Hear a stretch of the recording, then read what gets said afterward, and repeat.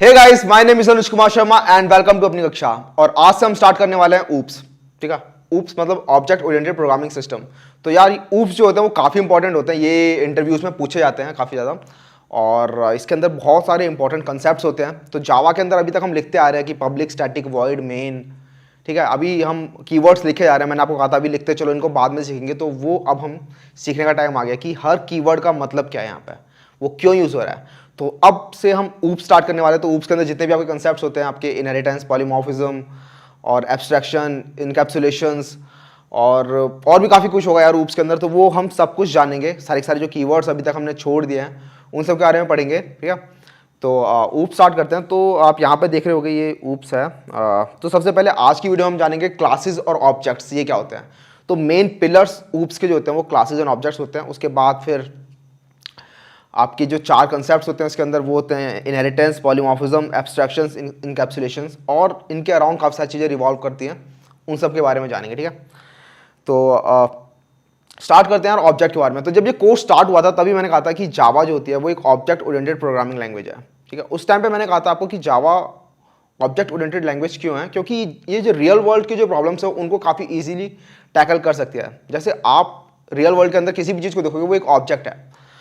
Object है मतलब, object का मतलब क्या है, यहाँ पे मैंने लिखा हुआ object have some state and some behaviour. ठीक है, तो कोई भी ऑब्जेक्ट होगा उसका कुछ स्टेट होगा, उसका कुछ बिहेवियर होगा। सपोज ये बोर्ड है, तो ये एक ऑब्जेक्ट है। इसका स्टेट क्या है कि इसका कलर जो है वो वाइट है। ठीक है, इसके बॉर्डर्स हैं। ठीक है, इनका लेंथ क्या है, इनका विड्थ क्या है, ये इसका स्टेट हो गया। इसका बिहेवियर क्या है कि you can write on it. ठीक है, इसका राइट, इरेज, ये इसके बिहेवियर होते हैं। ठीक है, तो कोई भी चीज़ उठा के देख लो यार, ये लैपटॉप उठा लोगे तो इसका ब्रांड, इसका स्टेट हो गया। ठीक है, इसके अंदर कितने मेमोरी कार्ड है, कितना रैम है, वो सब इसकी स्टेट हो गई।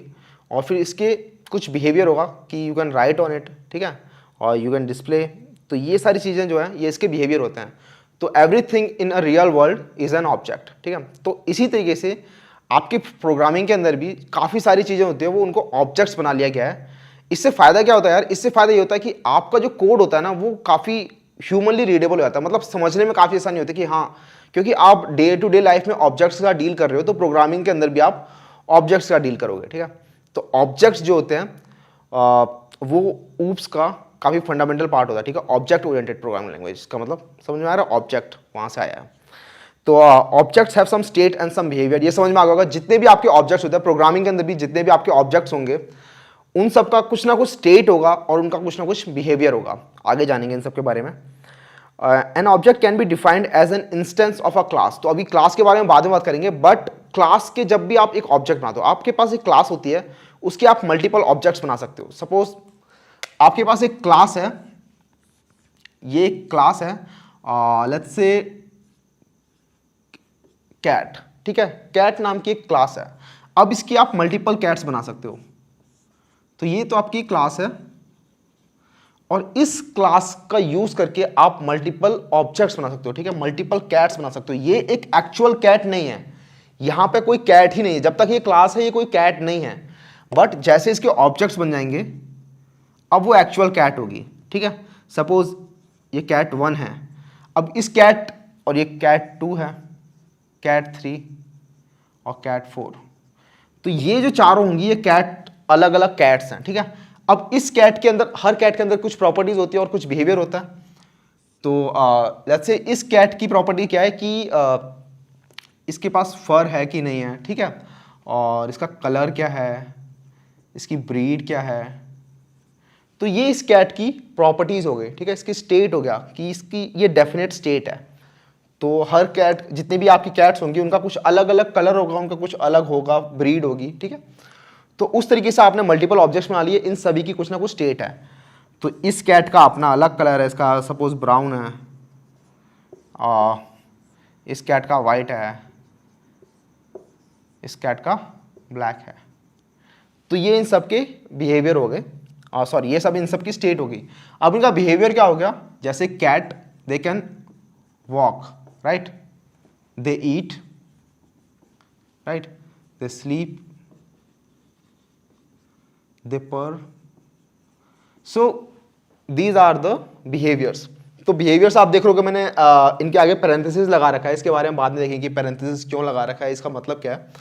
बट ये जो डेफिनेट चीज़ें होती हैं जैसे कि फर, कलर, ब्रीड, ये इसकी स्टेट हो गई, ठीक है। और इसका बिहेवियर क्या है कि ये क्या क्या करेगा, ये क्या क्या एक्शन परफॉर्म कर सकती है। तो cat can walk, cat can eat, cat can sleep, a cat can purr. So ये 4 कैट्स होगी, आप इनकी मल्टीपल कैट्स बना सकते हो। तो ये जो शुरुआत में जो चीज़ थी ये कोई एक्चुअल कैट थी नहीं। अब मैं बोलूंगा आपके पास एक कैट क्लास है तो आपके पास एक एक्चुअल कैट नहीं है, आपके पास एक एक्चुअल ऑब्जेक्ट नहीं है।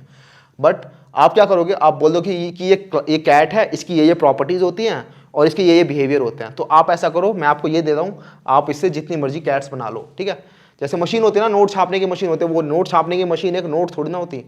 उसी तरीके से क्लास भी यार एक छापने की मशीन है, एक्चुअल में उसकी कोई वैल्यू नहीं है। नोट छापने की मशीन की बहुत वैल्यू होती है बट उससे आप जितने मर्जी नोट छाप सकते हो, ठीक है, और उनकी आपको पता है वैल्यू कितनी है। उसी तरीके से कैट जो क्लास होती है, उस क्लास की एक्चुअल कोई वैल्यू नहीं होती, ना कोई वो मेमोरी में स्पेस लेती है। बट जो ऑब्जेक्ट्स होते हैं वो एक एक्चुअल ऑब्जेक्ट होता है, ठीक है, इसकी अपनी एक प्रॉपर्टी है, इसका एक अपना बिहेवियर है और ये मेमोरी में स्पेस लेते हैं। तो वही लिखा है, an object contains an address, ठीक है। मेमोरी में स्पेस ले रहा है तो कुछ ना कुछ एड्रेस तो होगा ही ना उसका, तो उसके जो एड्रेस का जो रेफरेंस है हम वो स्टोर कर लेते हैं। And take some space in memory, उसके बाद कुछ मेमोरी में स्पेस भी लेता है, ठीक है। तो मैंने एग्जांपल लिए हुए हैं, अ वाइट बोर्ड। अ वाइट बोर्ड तो ये एक ऑब्जेक्ट है, ब्लैक बोर्ड भी हो सकता है। तो एक बोर्ड नाम की क्लास होगी, उससे आपने एक वाइट बोर्ड बना लिया, एक ब्लैक बोर्ड बना लिया, एक ग्रीन बोर्ड आता है, ग्रीन बोर्ड बना लिया, ठीक है। अ ब्लू पेन, तो यहाँ पे क्लास क्या होगी, पेन, ठीक है। पेन आपकी क्लास होगी, उससे आपने ब्लू पेन बना लिया, रेड पेन बना लिया, जेल पेन बना लिया, बॉल पॉइंट पेन बना लिया, ठीक है। तो प्रॉपर्टीज क्या क्या हो गई इसकी कि कलर क्या है इसका, ठीक है, इसकी थिकनेस क्या है, ये इसकी प्रॉपर्टी हो गई पेन की।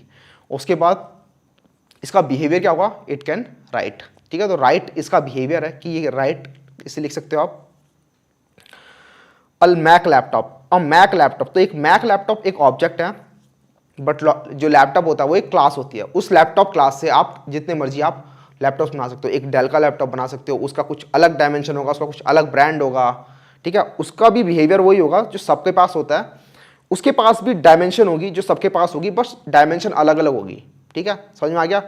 तो आई होप यार आपको ऑब्जेक्ट्स और क्लासेस जो काफ़ी लोगों को समझ में नहीं आता, सब लोग बोलते हैं ब्लूप्रिंट, वहाँ से समझ में नहीं आ रहा होता काफ़ी बार, तो यहाँ से आई होप समझ में आ गया इतने सारे एग्जांपल्स लेने के बाद। जो क्लास होती है एज अ होल वो बस आपको छापने की मशीन है, उसकी कोई एक्चुअल वैल्यू नहीं है, बट उससे आप मल्टीपल ऑब्जेक्ट्स बना सकते हो, ठीक है, उनकी वैल्यू होती है। तो यार ये तो आपके ऑब्जेक्ट्स हो गए। अब क्लास में मूव करते हैं कि क्लास क्या होता है। अ class is a blueprint for the object, ठीक है। तो क्लास आपकी एक ऑब्जेक्ट का ब्लूप्रिंट होती है, जो पहले कह रहा था मैं कि ये छापने की मशीन है। जैसे एक ब्लूप्रिंट होता है किसी घर का कि ये आपका ब्लूप्रिंट है, ये एक्चुअली घर तो नहीं है ना, इसमें आप रह नहीं सकते, बस ये ब्लूप्रिंट है कि इस टाइप का आपका कुछ घर दिखेगा, ठीक है। या ऐसे आपकी इसकी 4 दीवारें होंगी, इसमें कुछ विंडोज़ होंगी, ठीक है, और इसमें कितने रूम्स होंगे, ये आपका ब्लूप्रिंट है। अब इससे आप जितने मर्जी घर बना लो, किसी किसी टाइप के, कोई छोटा घर, कोई बड़ा घर, ठीक है, किसी में 4 कमरे हैं, किसी में 2 कमरे हैं, और सबकी प्रॉपर्टी क्या, सबका बिहेवियर क्या होगा कि इसमें आप रह सकते हो। Class is a blueprint, class is a blueprint for the object. तो ऑब्जेक्ट्स बनाने के लिए ब्लूप्रिंट होते हैं क्लास, ठीक है।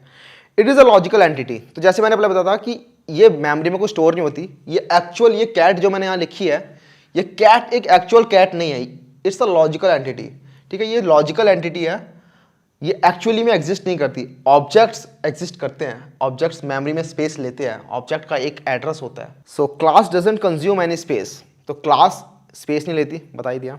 We can create many objects from a class, तो हम एक क्लास से जितने मर्जी ऑब्जेक्ट्स बना सकते हैं। एक आपके पास ब्लूप्रिंट है, आप इससे 10 घर बनाओ, 10,000 घर बनाओ, आपके ऊपर डिपेंड करता है, ठीक है। तो यहाँ पे पेन क्लास, लैपटॉप क्लास, वही पुराने एग्जाम्पल जो बताए थे आपको। तो अब बारी आती है कि how to create object of a class, कि आप क्लासेस के ऑब्जेक्ट कैसे बनाते हो। तो ये बताने से पहले मुझे आपको बताना चाहिए कि आप एक्चुअली क्लास कैसे बनाते हो। तो उसके लिए मूव कर जाते हैं इक्लिप्स के अंदर और एक न्यू पैकेज बनाते हैं। ऊप्स, इसके अंदर एक क्लास बनाते हैं, इसका नाम रखा है मैंने मेन क्लास, और इसके अंदर एक मेन मेथड डाल देते हैं। आप इस क्लास का नाम कुछ भी दे सकते हो, मैंने आपको बताया था कि क्लास का जो नाम होता है वो कैमल केस होना चाहिए। मैंने यहाँ पे इस क्लास का नाम मेन क्लास रख दिया। तो अभी तक आप जितने भी आपने प्रोग्राम लिखे हैं आपने सबके अंदर एक ना एक क्लास बनाई है, ठीक है। जावा के अंदर आप काफ़ी सारे प्रोग्राम लिख चुके हो, आपको पता नहीं था कि क्लास कैसे काम करते, लेकिन अभी तक आप काफ़ी सारी क्लासेस बना चुके हो पहले से ही, ठीक है। उनकी हालांकि आपने ऑब्जेक्ट्स नहीं बनाए, बट स्कैनर हमने यूज़ किया है काफ़ी बार। स्कैनर का आप न्यू करके SC scanner SC equals to new scanner लिखते हो, तो वो जो SC होता है वो एक स्कैनर का ऑब्जेक्ट ही होता है, ठीक है। न्यू कीवर्ड जो होता है वो एक ऑब्जेक्ट जनरेट करता है। तो हमने क्लासेस भी कर लिए, ऑब्जेक्ट्स भी कर लिए, बस आपको पता नहीं था। अब हम उनके अंदर डीप डिग करने वाले हैं कि एक्चुअली होते क्या है ये। तो ये मेन क्लास है। तो जैसा कि मैंने आपको बताया था पहले भी कि जो एक फाइल होती है जावा के अंदर, डॉट जावा वाली जो फाइल होती है, उसका जो नाम होता है वो पब्लिक क्लास के इक्वल होना चाहिए, ठीक है। तो ये जो पब्लिक क्लास मेन क्लास है, तो एक फाइल के अंदर एक ही पब्लिक क्लास हो सकती है। अब ये पब्लिक, प्राइवेट और एक प्रोटेक्टेड भी होता है, वो सब क्या होता है उनके बारे में बाद में बात करेंगे। बट अभी के लिए इतना जान लो कि कोई भी जावा की फाइल होगी उसके अंदर एक ही मेन क्लास होगी, एक ही पब्लिक क्लास होगी, एक ही पब्लिक क्लास होगी। और वो जो पब्लिक क्लास होगी उसका नाम आपको फाइल के नाम के इक्वल रखना है। बाकी आप उसके अंदर जितनी मर्जी क्लासेस बना सकते हो। तो मैं एक क्लास बनाता हूँ, लेट्स से कैट। तो ये कैट क्लास बन गई। तो कैट क्लास बनाने के लिए करना, आपको क्लास लिखना है, क्लास कीवर्ड, ये क्लास कीवर्ड, उसके बाद कैमल केस कैरेक्टर्स के अंदर ही आपको उस क्लास का नाम देना है। तो ये क्लास हो गई आपकी कैट, देख रहे हो। ऐसे ही मैं चाहूँ तो एक डॉग की क्लास बना सकता हूँ, तो एक डॉग की क्लास हो गई है। तो आप जितनी मर्जी क्लासेस बना सकते हो, लेकिन आपकी पब्लिक क्लास सिर्फ एक ही होगी। अगर मैं इस क्लास को पब्लिक करूँगा तो आप देखोगे कि यहाँ पे कंपाइलेशन एरर आ रहा है। क्या कह रहा है? The public type dog must be defined in its own file. ये कह रहा है कि अगर डॉग को आपको पब्लिक बनाना है तो उसको अपनी एक सेपरेट फाइल में रखो, यहाँ मत रखो। तो हम बोलते हैं भाई ठीक है, इसको पब्लिक नहीं बनाते हैं, पब्लिक आपकी सिर्फ मेन क्लास रहेगी, ठीक है, सिर्फ मेन क्लास पब्लिक होगी।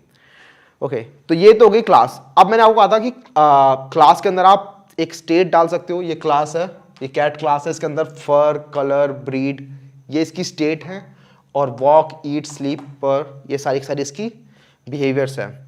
तो कैट के अंदर भी आप सेम वही कर सकते हो। आप इसके अंदर डिफाइन कर सकते हो कि इसकी स्टेट क्या है और उसका बिहेवियर क्या है, और उसके अकॉर्डिंग आप मल्टीपल कैट्स बना सकते हो। तो इसके अंदर मैं जैसे कि सबसे पहले क्या है, कलर, ब्रीड और फर। सो पहले बूलियन बना लेते हैं, हैज़ फर, कि इसके पास फर है कि नहीं है, ठीक है। कुछ होती है ना कैट्स जिनके ऊपर फर नहीं होता। तो इस कैट का कुछ यार कलर भी हो सकता है, तो स्ट्रिंग कलर हो गया, ठीक है। और इसकी ब्रीड हो सकती है कुछ, मुझे कैट की ब्रीड का तो पता नहीं है ज़्यादा, ठीक है। कुछ कैट की ब्रीड हो सकती है। और लेट्स से इसके अंदर कुछ कि इसके लेग्स कितने हैं। हर एक कैट के 4 लेग्स नहीं होते, किसी किसी के 3 भी होते हैं। तो लेग्स हो गई, आइज़ हो गई, या कितनी लेग्स हैं कितनी आइज़ हैं। तो ये इस कैट की प्रॉपर्टीज़ हो गई, ठीक है, इस कैट की प्रॉपर्टीज़ हो गई, या फिर स्टेट्स कह सकते हो आप इन्हें। उसके बाद आप, ये तो आपकी स्टेट्स हो गई जो आपको स्टेट्स कहा था मैंने। उसके बाद आपके कुछ बिहेवियर भी होते हैं, तो आप वो उन बिहेवियर्स को भी डिफाइन कर सकते हो। तो बिहेवियर डिफाइन करने के लिए यार आपको मेथड्स बनाने पड़ते हैं। फंक्शंस भी कहते हो ना सी लैंग्वेज के अंदर, यहाँ पर उन्हें मेथड्स कहते हैं बेसिकली। तो आप कुछ मेथड्स डिफाइन कर सकते हो। तो जैसे आपको ये मेन मेथड बताया था कि मेन मेथड क्या होता है, तो अभी मेथड्स और फंक्शंस इन सब के बारे में बाद में बात करेंगे। अभी फिलहाल आपको एक ब्रीफ ओवरव्यू दे रहा हूँ कि क्लासेस और ऑब्जेक्ट्स होते क्या हैं। तो यहाँ पे आप फंक्शन बना सकते हो, let's say public void walk, ठीक है। तो वॉक के अंदर मतलब कि ये वॉक कर रही है कैट, तो आपको सिंपली प्रिंट कर देते हैं, let's say cat is walking, ठीक है। और पब्लिक वॉइड ईट,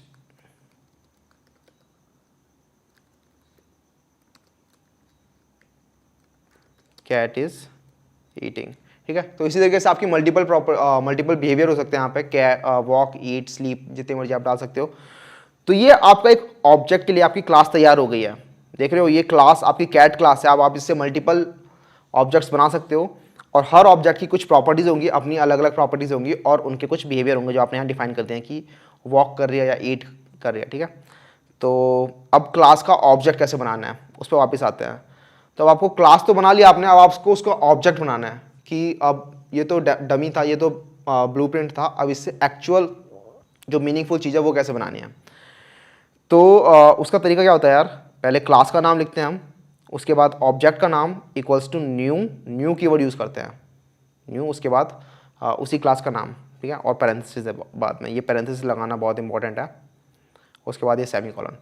तो ये भी यार किसी एक वेरिएबल को डिफाइन करने जैसा ही है। अभी हमने एक इंट का एरे बनाया था, ठीक है, हमने एरेस पढ़े थे, तो एरेस के अंदर भी हम ऐसे ही करते थे, पहले यहाँ लिखते थे इंट, उसके बाद यहाँ पे उस वेरिएबल का नाम, फिर बाद में हालांकि वहाँ पे हम स्क्वायर ब्रैकेट्स लगाते थे, उसके बाद न्यू लिखते थे, फिर वहाँ भी दोबारा से इंट लिखते थे, सेम वैसा ही है यहाँ पे भी। तो यहाँ पे एक एग्जांपल लिया हुआ, जैसे मैंने फ़ोन क्लास है, आपकी फ़ोन की कोई क्लास बना लिया आपने कि ये फ़ोन है, इसकी कुछ बिहेवियर है और इसकी कुछ प्रॉपर्टीज़ है। तो फ़ोन, अब आपने 1+7 फ़ोन बनाना है इससे, तो 1+7 इक्वल्स टू न्यू फ़ोन। तो न्यू क्या करता है यार, न्यू क्या करता है, मेमोरी के अंदर एक स्पेस अलोकेट कर देता है कि ये जो स्पेस होगा ये इस 1+7 के लिए होगा, और जो मेमोरी के अंदर जो स्पेस है उसका जो एड्रेस होगा, उसका एड्रेस 1+7 को मिल जाता है, ठीक है। तो 1+7 मतलब इस ऑब्जेक्ट के नाम को मिल जाता है। तो आपको जब भी उस मेमोरी के अंदर उस ऑब्जेक्ट को रेफरेंस करना है या फिर उसके अंदर कुछ छेड़छाड़ करनी है, उसको एक्सेस करना है, तो आपको उस मेमोरी की लोकेशन की टेंशन लेने की जरूरत नहीं है, आपको सब कुछ 1+7 इस नाम के अंदर ही मिल जाएगा, ठीक है। उसके बाद ये iPhone 11, ये भी एक आप दूसरा ऑब्जेक्ट बना सकते हो। तो आपको मैंने बताया था फ़ोन आपकी एक क्लास है, उसके बाद आप मल्टीपल उसके ऑब्जेक्ट बना सकते हो। तो आपने 1+7 बना लिया, यहाँ पे iPhone 11 बना लिया, ठीक है, इक्वल्स टू न्यू फ़ोन। तो ये आपका सिंटैक्स होता है एक नया ऑब्जेक्ट बनाने का। तो हम भी वही करने वाला है, कैट का एक नया ऑब्जेक्ट बनाएंगे। तो cat, let's say cat1 equals to new cat, ठीक है, ख़त्म, बस इतना ही था। तो cat1 equals to new cat, इसने क्या किया, इस कैट क्लास का एक ऑब्जेक्ट बना लिया। तो अब मैं अगर लिखूँगा cat1 डॉट वॉक, तो अब ये cat1 यहाँ पे वॉक कर रही है, ठीक है, cat1 डॉट वॉक, इसका मतलब क्या है कि जो cat1 है वो वॉक कर रही है। अब आप चाहो तो एक कैट बना लिया आपने, अब आप दूसरी कैट बना सकते हो, एक cat2 equals to new cat, ठीक है।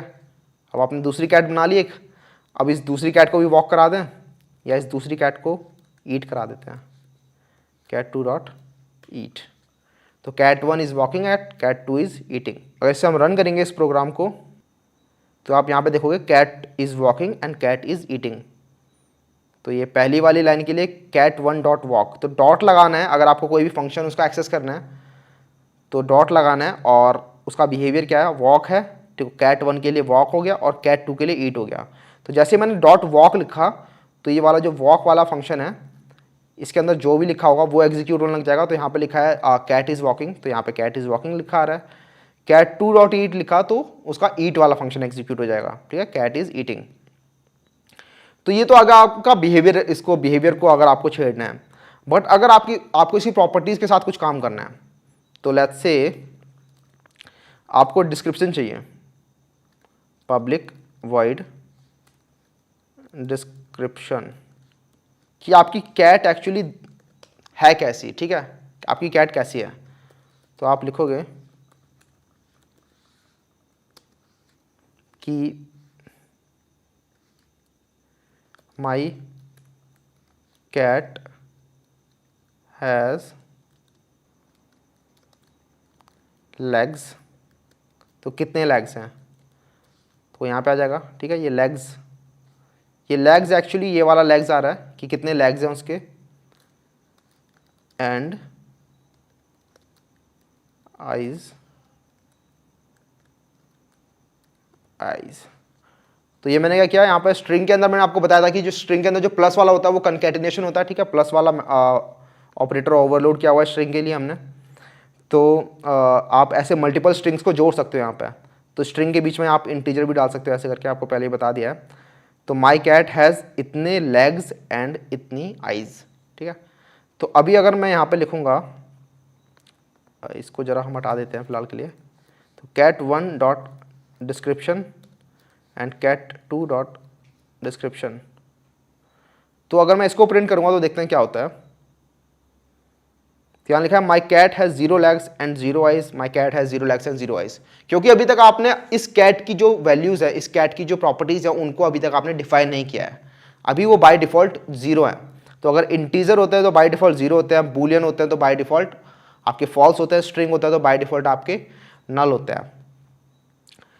तो हमें इन सबको डिफाइन करना होगा। तो डिफाइन कैसे कर सकते हैं? तो लेट्स से कैट वन का हम बोलते हैं कि कैट वन की 3 लेग्स हैं और 2 आइज हैं, तो हम बोलेंगे cat one dot legs equals to 3, ठीक है।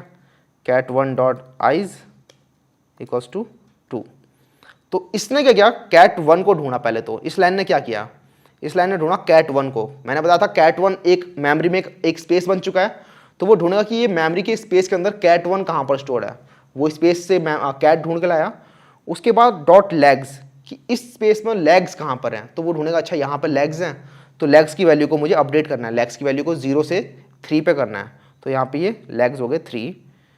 फिर कैट वन डॉट आइज, अभी क्या करेगा, उसी कैट वन को दोबारा से ढूंढेगा क्योंकि इसके पास एड्रेस है, ठीक है। एड्रेस से डायरेक्ट पता है कि हाँ ये मेमोरी में इस जगह पर है। उसके अंदर जाके उसकी आइज को 2 कर देगा। अब मैं अगर इनको प्रिंट करूंगा तो यहाँ देख लो लिखा रहा my cat has 3 legs and 2 eyes. तो जो कैट वन है उसके 3 लेग्स हैं एंड 2 आइज हैं, क्योंकि हमने यहाँ पे डिफाइन किया है कि हाँ इसके इतने लेग्स होंगे, इतनी आइज होंगी। सिमिलरली हम कैट टू के लिए कर सकते हैं, cat two dot legs, let's say उसके 4 लेग्स हैं बट एक ही आइज है, ठीक है। तो ये दोनों कैट यार काफ़ी पुअर कैट है, इनको अडॉप्ट कर लेना जब मिले। ओके सो अगर हम इसे रन करेंगे तो यहाँ पर लिखा आ रहा है, देख रहे हो कैट टू के लिए लिखा रहा my cat has 4 legs and 0 eyes. अच्छा, क्योंकि हमने कैट टू नहीं लिखा यहाँ पर। तो my cat has 3 legs and 2 eyes, और दूसरे में लिखा रहा my cat has 4 legs and 1 eyes, ठीक है। तो यहाँ पे आपको समझ में आएगा कि बिहेवियर कैसे आप डिनोट कर सकते हो। तो डॉट लगा के आपको उसको बिहेवियर लिखना है, वो आपका बिहेवियर रन हो जाएगा। और अगर आपको उनकी प्रॉपर्टीज़ को छेड़ना है तो आप यहाँ पे डॉट लगा के सेम टू सेम आप प्रॉपर्टीज़ के साथ भी छेड़छाड़ कर सकते हो। तो इससे क्या होगा, आपके जो कैट वाला जो एक ऑब्जेक्ट बना हुआ है उसकी मेमोरी के अंदर जाके उस जगह पे आपकी वैल्यूज अपडेट हो जाएंगी, ठीक है। समझ में आ रहा है क्या कहना चाह रहा हूँ मेमोरी से? तो यार मेमोरी वाले पार्ट पे इसलिए मैं बहुत ज़्यादा स्ट्रेस कर रहा हूँ क्योंकि मेमोरी वाला पार्ट ही काफ़ी इंपॉर्टेंट होता है। काफ़ी बच्चों को समझ में नहीं आता कि जो कैट क्लास होती है उसके अंदर वैल्यूज अपडेट हो रही हैं तो दूसरी के लिए क्यों नहीं अपडेट हो रही। तो क्या होता है ना, हर ऑब्जेक्ट के लिए एक एक्चुअल मेमोरी एलोकेट होती है, ठीक है। और ये काफ़ी इंपॉर्टेंट क्वेश्चन भी होता है कि आपकी जो कैट क्लास है वो तो बन गई, ठीक है, अब वो कहीं पड़ी होगी, बट जो आपने जो इसके ऑब्जेक्ट्स बनाए हैं ना वो एक्चुअल आपकी हीप मेमोरी में रखे होते हैं। तो ये आपका कैट है, ये दूसरा आपका कैट है, ऐसे मल्टीपल तीसरा आपका कैट है। इनका कुछ एड्रेस होगा मेमोरी के अंदर, इसका एड्रेस कुछ होगा, इसका एड्रेस कुछ होगा, ठीक है, इसका एड्रेस कुछ होगा, और इसके एड्रेस का रेफरेंस आपको इसके नाम में मिलेगा, ठीक है। तो इसका नाम कैट वन था, इसका नाम कैट टू है। अब ये सारे सारे जो ऑब्जेक्ट्स हैं वो अपनी मेमोरी में अलग अलग जगहों पे स्टोर्ड होंगे, कहीं रैंडमली कहीं कहीं स्टोर होंगे, ठीक है। और उन सबका जो एड्रेस होगा वो आपको इस रेफरेंस में मिल जाएगा, ठीक है, जो इसका ऑब्जेक्ट का जो नाम होगा उसके अंदर मिल जाएगा। अब क्या होगा, इस कैट की जो मैंने यहाँ पे लिखे हैं कि कलर ये है, ब्रीड ये है, लेग्स ये हैं, आइज ये हैं, तो लेग के लिए एक अलग स्पेस एलोकेट होगा जितना इंट का स्पेस होता है। और स्ट्रिंग अभी फ़िलहाल नल होगी आपकी, तो स्ट्रिंग में आपने लिखा था यहाँ पे ब्रीड, और लेग्स हो गई, ये आइज हो गई। तो इन सब के लिए अलग अलग एक स्पेस सेपरेट हो जाएगा, ठीक है। और इसके लिए भी लेग्स, इसके लिए भी आइज़, इसके लिए भी लेग्स और आइज़। तो ये सारी वैल्यूज़ अलग अलग हैं सबके लिए। अब मैं जब लिखता हूँ कैट वन डॉट लेग्स, तो क्या होता है, कैट वन को ढूंढा जाता है और उसके लेग्स को अपडेट किया जाता है। तो यहाँ हो जाते हैं 4। कैट वन के लेग्स कितने हैं, तो कैट वन डॉट लेग्स तो ये 3 हो जाता है। और फिर मैं लिखता हूँ कैट टू डॉट लेग्स, तो ये मैं 4 कर देता हूँ। तो अब ये यहाँ अपडेट नहीं होता, ये यहाँ अपडेट होता है, ठीक है। मेमोरी में अलग अलग जगह अलोकेट हो गई हैं। तो जब मैं लिखता हूँ कैट वन डॉट लेग्स और कैट टू डॉट लेग्स, तो इसका मतलब ये नहीं कि जो कैट क्लास है उसके अंदर मैं अपडेट कर रहा हूँ, नहीं। कैट क्लास तो सिर्फ एक डमी चीज़ है, ठीक है, वो एक्चुअली मेमोरी में एग्जिस्ट करती ही नहीं है। मेमोरी में ये अलग अलग एग्जिस्ट कर रही हैं। तो जब मैं कैट वन के अंदर छेड़ रहा हूँ तो कैट टू को कुछ फर्क नहीं पड़ता, वो इंडिपेंडेंट है कैट वन से, ठीक है। तो ये समझ में आ गया होगा आपको कि मेमोरी में कैसे ये ऑब्जेक्ट स्टोर होते हैं आपके, और क्लास स्टोर नहीं होती मेमोरी के अंदर। तो ये आपके ऑब्जेक्ट्स थे और ये क्लासेस थी। और डॉग क्लास के साथ भी कुछ कर लेते हैं यार। तो डॉग क्लास के अंदर लेट्स से इसकी ब्रीड रख देते हैं कुछ, और इसका कुछ नेम रख देते हैं, और इसके कुछ बिहेवियर रख देते हैं। तो लेट्स से जंप, तो यहाँ पब्लिक क्यों लिख रहा हूँ, फिर वॉइड क्यों लिख रहा हूँ, इसका मतलब हम बाद में देखेंगे जब हम फंक्शंस पढ़ेंगे और एक्सेस मॉडिफायर्स के बारे में पढ़ेंगे। अभी फिलहाल just stick to the class and object concept, ठीक है। ब्रीफ ओवरव्यू आपको मिल जाएगा कि क्लास और ऑब्जेक्ट्स कैसे होती हैं। एक एग्जांपल और ले रहे हैं यहाँ पे हम डॉग का। तो डॉग लेट्स से जंप कर रहा है, तो यहाँ पे लिख सकते हैं हम सिस आउट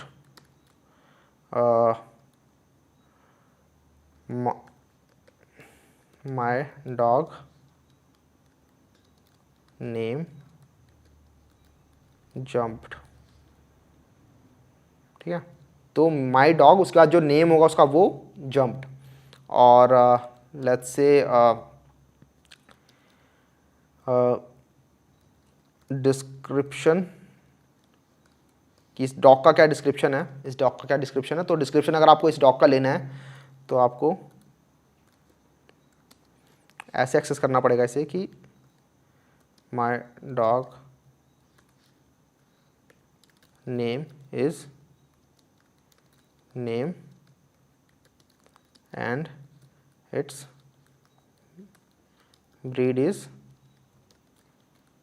ब्रीड, ठीक है। तो ये लंबी लाइन हो गई थोड़ी, तो बस मैंने वही लिखा है कि माई डॉग्स नेम इज़ नेम, जो हम नेम बताएंगे इस डॉग का नेम क्या है और इसकी ब्रीड क्या है। तो जैसे ये कैट्स यहाँ पे बनाई थी, हम यहाँ पे इनका डॉग्स बना लेते हैं। तो इसको मैं कमेंट कर रहा हूँ। कमेंट के लिए कमांड स्पेस कमांड स्लैश होता है कीवर्ड। ओके, सो हम डॉग्स बनाते हैं। तो डॉग लेट्स से ये हस्की है, ठीक है। तो न्यू डॉग, और दूसरा डॉग बनाते हैं। लेट्स से कौन सा बनाए इसको, पूडल।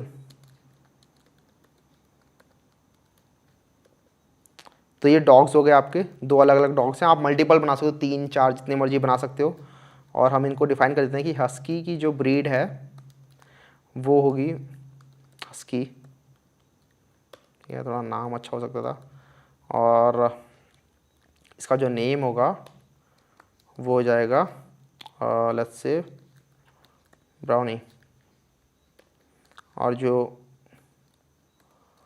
पूडल की जो ब्रीड होगी वो हो जाएगी पूडल, और उसका जो नेम हो जाएगा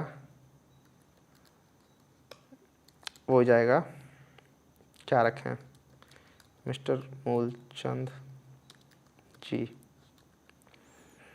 ओके, तो यहाँ पर 2 डॉग्स हो चुके हैं। अब हम इनको जंप करा सकते हैं, इनका डिस्क्रिप्शन ले सकते हैं, क्योंकि इनका बिहेवियर वही है, जंप और डिस्क्रिप्शन। इसके अलावा इनका कोई बिहेवियर नहीं है। हम चाहें तो इनके अंदर मल्टीपल बिहेवियर्स ऐड कर सकते हैं। तो ऐसे यार जो आपकी क्लासेस होती हैं उनके अंदर कुछ बिहेवियर होते हैं और उनका कुछ स्टेट्स होती हैं। तो हम क्लासेस के अंदर आगे मूव करेंगे। हम देखोगे प्रोग्रामिंग के अंदर कि बहुत इंपॉर्टेंट क्लासेस होती हैं और उनकी क्या प्रॉपर्टीज़ होती है और उनका क्या बिहेवियर होता है। तो यहाँ पे फिलहाल हम डमी क्लासेस बना रहे हैं, क्योंकि मैंने आपको बताया था कि जो जावा के अंदर जो ऑब्जेक्ट ओरिएंटेड प्रोग्रामिंग लैंग्वेज है वो रियल वर्ल्ड से इंस्पायर्ड है। तो यहाँ पे वही रियल वर्ल्ड का एग्जांपल ले रहा हूँ मैं कि आपके जो डॉग्स होते हैं, कैट्स होती हैं। बट सिर्फ यही नहीं होता रियल वर्ल्ड का मतलब, आपकी प्रोग्रामिंग के अंदर काफ़ी सारे कंसेप्ट होते हैं जो काफ़ी ईजिली सॉल्व हो जाते हैं जब आप उनको रियल वर्ल्ड की हेल्प से समझते हो। तो इसीलिए ऑब्जेक्ट ओरिएंटेड प्रोग्रामिंग बनाई गई है, वरना फंक्शनल प्रोग्रामिंग तो थी ही सी लैंग्वेज के अंदर। Okay, so now we can husky dot jump, तो हस्की जंप कर जाएगा। हस्की डॉट डिस्क्रिप्शन, तो हस्की का डिस्क्रिप्शन हो जाएगा यहाँ पे, and then poodle will jump, and then poodle का डिस्क्रिप्शन, ठीक है। तो इस प्रोग्राम को रन करते हैं। ऊपर की लाइंस कमेंट हो चुकी हैं, तो सिर्फ डॉग क्लास चलेगी। तो यहाँ लिखा है माई डॉग ब्राउनी जंप्ड, ठीक है। तो यहाँ पे पहली वाली फंक्शन कॉल हुई पहले, जंप वाली।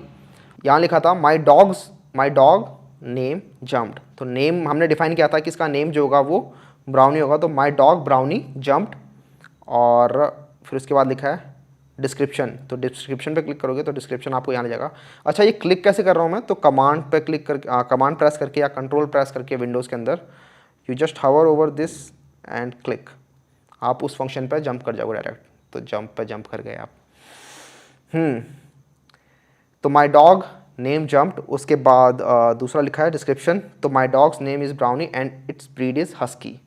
तो हमने यहाँ डिफाइन किया है कि इनका नेम ये है और इसकी ब्रीड ये है, तो वो डिस्क्रिप्शन यहाँ पे प्रिंट हो रहा है। सिंपली इसी तरीके से पूडल के साथ भी वो हो रहा है, simply poodle dot jump and poodle dot description.